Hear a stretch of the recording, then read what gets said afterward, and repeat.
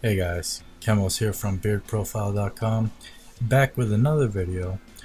Today we'll be talking about how you can grow your beard to its fullest potential.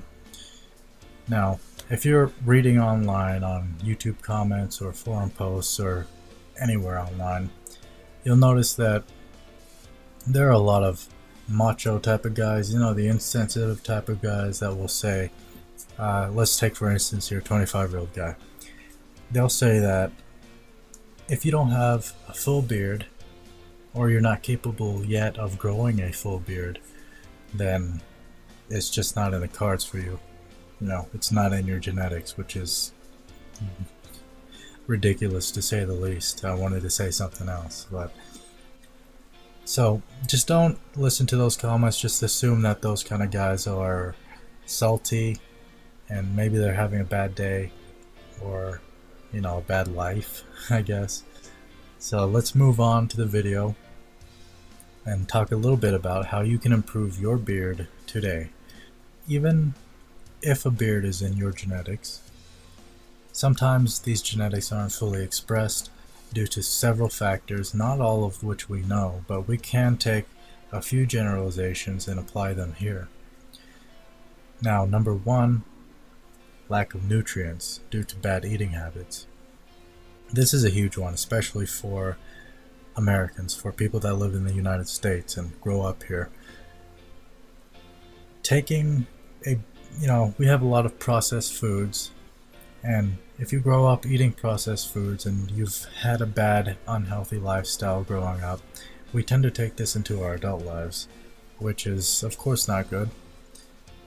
And what you should do is attempt to fix these bad habits, but we'll talk about that in a little bit. The second thing I wanted to mention was stress and depression, which are two different things, but I'll kind of lump them together. Now, a lot of people don't realize that stress and depression play a huge role both on your mental health and your physical health. And your mental health can also play a huge role on your physical health, and vice versa. We can go on with that for a while. Now, what depression and stress can do is cause a hormonal imbalance. And of course, hormones are very important. Having them balanced is very important. And when they're off balance, it can show. It can show through your physical state. It can show through your mental state. And depression affects something like 12% of men. Clinical depression affects something like 12% of men. Depression on its own, yearly, roughly 9 to 10% of men. So that's a lot of people. And if you're watching this video, that's 1 out of 10 of you will have some form of depression. Beards and many functions of the body, of course, require your hormones to be in balance to be able to function the way that they should. So first, getting your stress and depression checked if you think you're overly stressed, or if you think you have depression, which generally people that are depressed tend to know it. If you have a problem with that, I would first go to a psychologist, maybe your doctor first, who might refer you to a psychologist, who then might refer you again to a psychiatrist in case you need prescribed medication. And it's a lot easier said than done, but try and get that in check. Try not to be overly stressed. Depression, I can't say try not to be, because that one's even harder, but when I say try, at least try to talk to somebody about it, try to get some help for it. And it's a huge thing. It's a huge thing for not just your beard, but everything. Now, going back to vitamins, a lot of people again don't realize that a vitamin deficiency of micronutrients can lead to less full hair, both your head hair and your beard hair, and possibly body hair, which is along the lines of your beard hair. Note that we shouldn't always compare head hair with beard hair, because they are different things, which I'm sure I'm going to be throwing up a bunch of cards up on here, linking to articles that I've written discussing why we shouldn't make inferences based on head hair about our beards. But with certain things we can make those inferences, such as vitamins, of course. So I may make another video on vitamin deficiencies and the common vitamin deficiencies that we generally have as a human population. But I do have an article, which I'll throw up as a card up here if you're down to read it, that discusses a couple of vital vitamins that we usually are deficient in that can help or hinder your beard if you're deficient in them, help if you're not deficient in them. Anyway, I would recommend that you get most of your micronutrients from food, so a healthy diet, veggies, fruits, meats. But if you think that you really can't have that healthy of a diet, then opt for a multivitamin, I suppose. Going back to what I mentioned earlier about hormonal imbalances, even if your stress is checked, you're good to go, no depression, and you also eat very healthy, you have all the micros and macros that you need, you can still have a hormonal imbalance. It all depends on you as a person. So if you're unsure of it, which most people would be unsure of it, you should go to your primary doctor, have him or her take a blood test, and they'll take a look at it. If there's anything wrong, they may escalate it to have you go and see an endocrinologist. Now, with that said about hormones, one of the most important ones is an androgen, obviously, called testosterone. You've all heard of it. I'm sure none of you watching this video have never heard of testosterone. The best thing to do is to try and increase your testosterone, which will also in turn increase your dihydrotestosterone, which is commonly abbreviated as DHT. DHT is about 5 to 10% more potent than testosterone. Now, it doesn't work on, muscles or anything like that, but dihydrotestosterone is directly linked with facial hair, body hair, androgens, androgenic hair. You want more DHT in your system. Don't get into the myth that DHT is bad for you. It's not a bad hormone. DHT is a good hormone.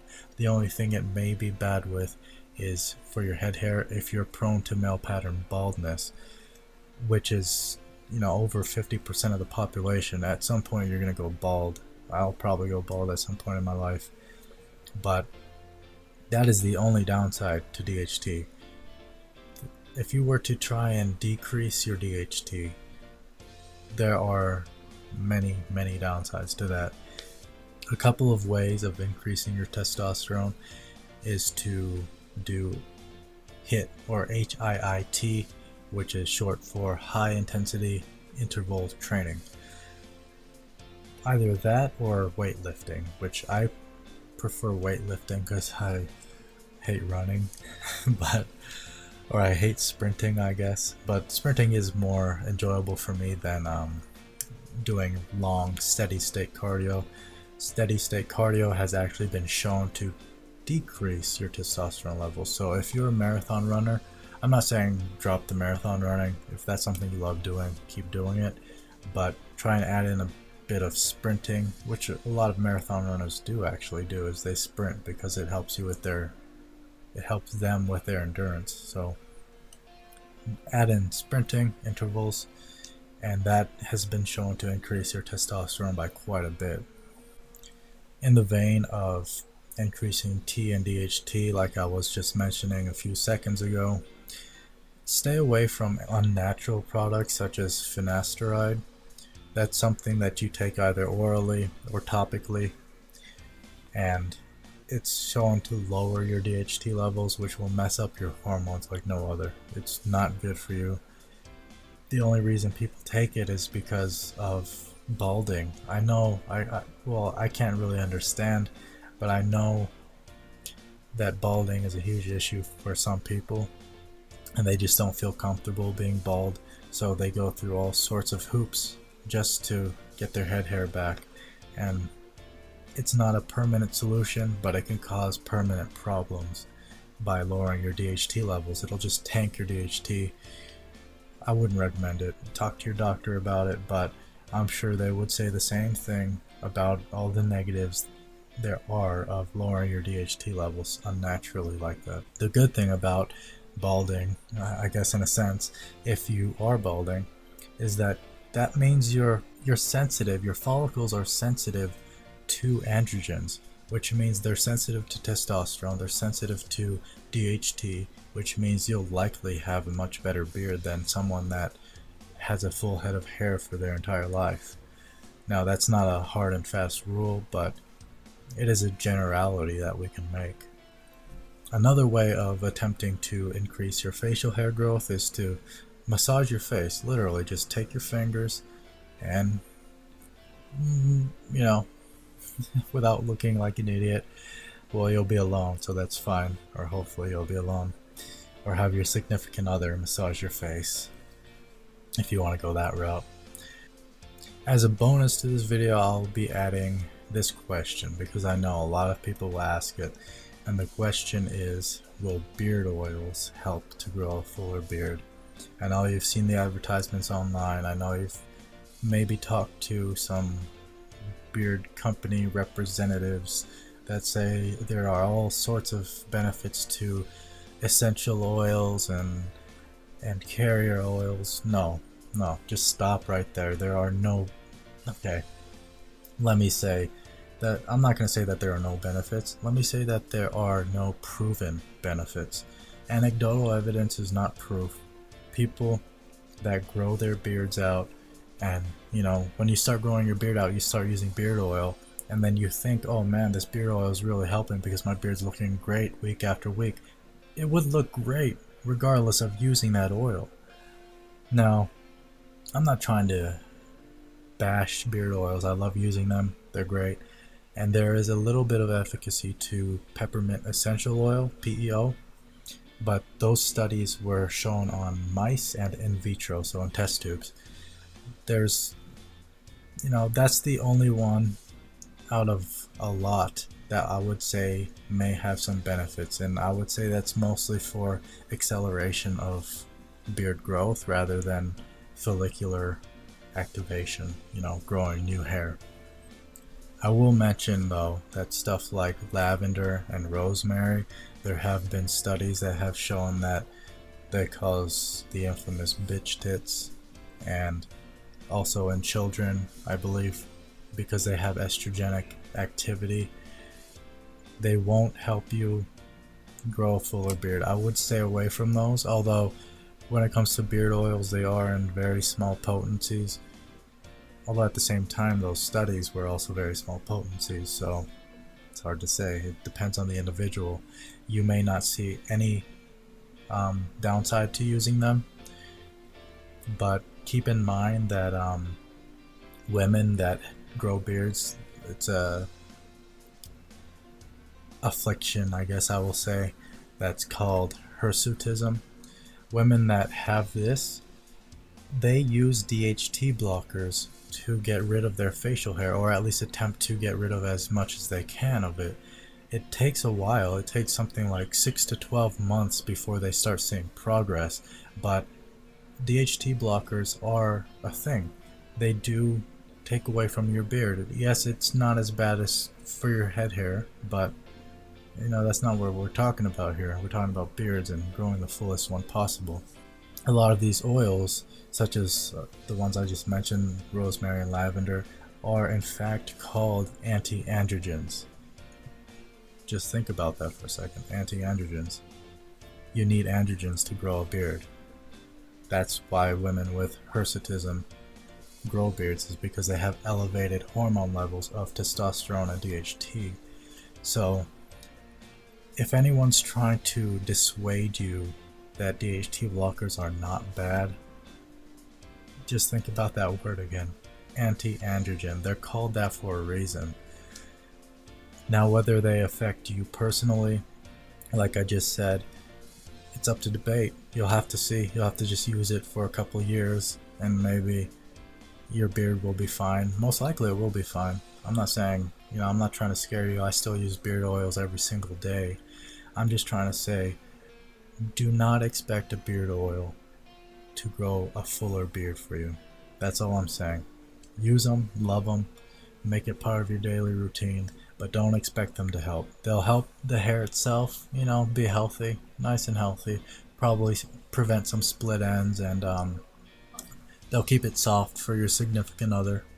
So that's a good thing. There are upsides, there are some benefits, but if people say that something like rosemary is proven to grow hair, they're talking about hair on your scalp. And I'll make sure I link a card up above about why we shouldn't use scalp related products in our beards. Completely different. I'm trying to stress that so much. This video is supposed to be, well, I guess this really does fit in well with the video. It's growing your beard to the fullest potential. I was mostly trying to talk about things you should do in the beginning, and now I'm talking about something that you shouldn't do. In a way, you know, I'm saying don't use stuff like finasteride, don't use DHT blockers if you can avoid them. I'm probably in that point here. Now my question for the end of this video: would you be willing to make small lifestyle changes to improve your well-being and your beard growth?